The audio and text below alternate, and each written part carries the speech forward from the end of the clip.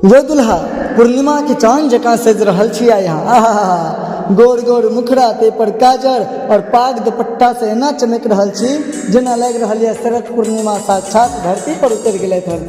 नमस्कार, अहाँ देख रहल छी एटीएम न्यूज, हम छी अहाँ के साथ शक्ति।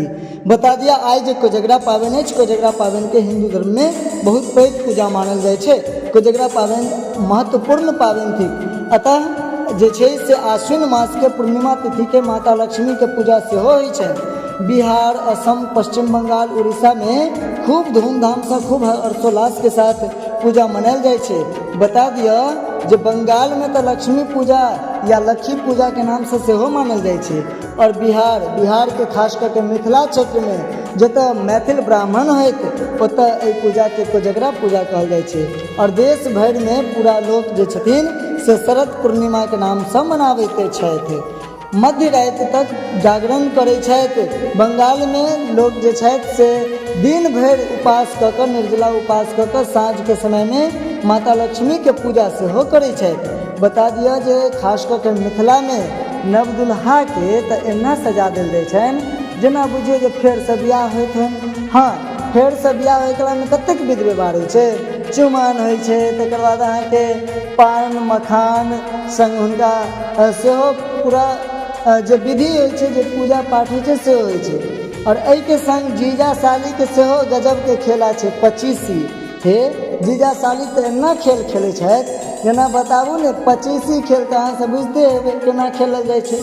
और पचीसी खेल खेलला बाद जे जितलथि से अहाँके बहुत खुश भऽ जाइ छथि, कारण जे हारऽ वाला से मुँह मांगा तऽ नहीं कहि सकै छी, लेकिन भरिगर उपहार लेल जाइ छै।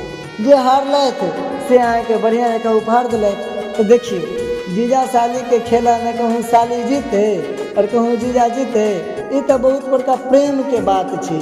उपहार कोनो मायने नहीं राखे छै, मायने ई राखे छै जे हमर सबक प्रेम कतेक अटूट अछि, मतलब जीजा साली के प्रेम कतेक अटूट अछि। और दुल्हा के सासुर से मतलब दुल्हिन के ओतऽ से चूड़ा दही चीनी पान केरा मखान लड्डू खाजा मुंगबा बतासा तरह तरह के उपहार आबै छनि और भार आबै छनि, जे अहाँके दुल्हा के सजा कऽ पूजा पाठ केला बाद पूरा गाँव में बाँटल जाइ छै। एना बाँटल जाइ छै जेना फेर से दुल्हा के बियाह होइत है। यौ बता दिया जे मिथिला में खास करके कोजगरा के अतेक पैघ प्रमाण छै, अतेक पैघ अतः महत्व छै जे कहि नहीं सकै छी।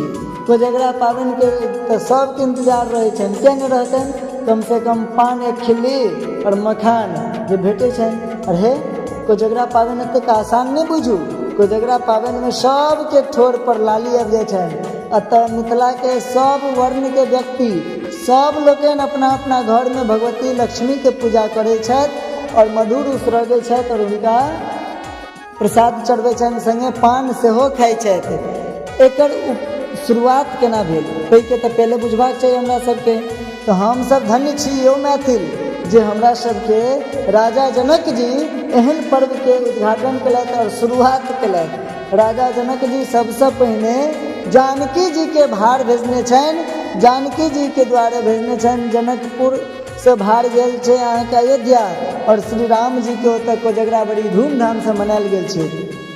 तकर बाद हम सब कोजगरा मनबऽ लगलहुँ। सबसे पहिल कोजगरा सीता जी के मनायल गेल छनि। हमर सिया बहन धन्य छलथि, एहन एहन पर्व त्योहार के हमरा सबके दऽ कऽ गेलथि जे हम सब पूरा विश्व भरि में प्रमाणित भऽ गेल छी जे हम सब मैथिल नहीं, देवती के मतलब अपन देवी के पुत्र पौत्र छी।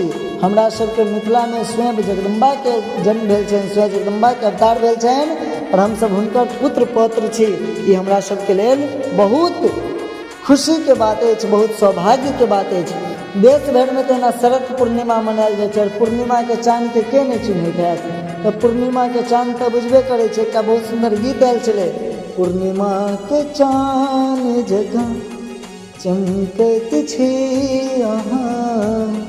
अब बेसी हम नहीं कहब। ई एटीएम न्यूज के माध्यम से हम अहाँ सबके जानकारी देलहुँ कोजगरा किएक मनायल जाइ छै। धन्यवाद, अहाँ देखैत रहू एटीएम न्यूज और अपन प्यार दैत रहू। हम प्रयास करब जे मिथिला से जुड़ल तमाम तरह के खबर होए या गीत संगीत के प्रमोशन होए या फिर एतऽ के विधि विधान व्यवस्था के चर्चा होय, सबटा हम करैत रहब।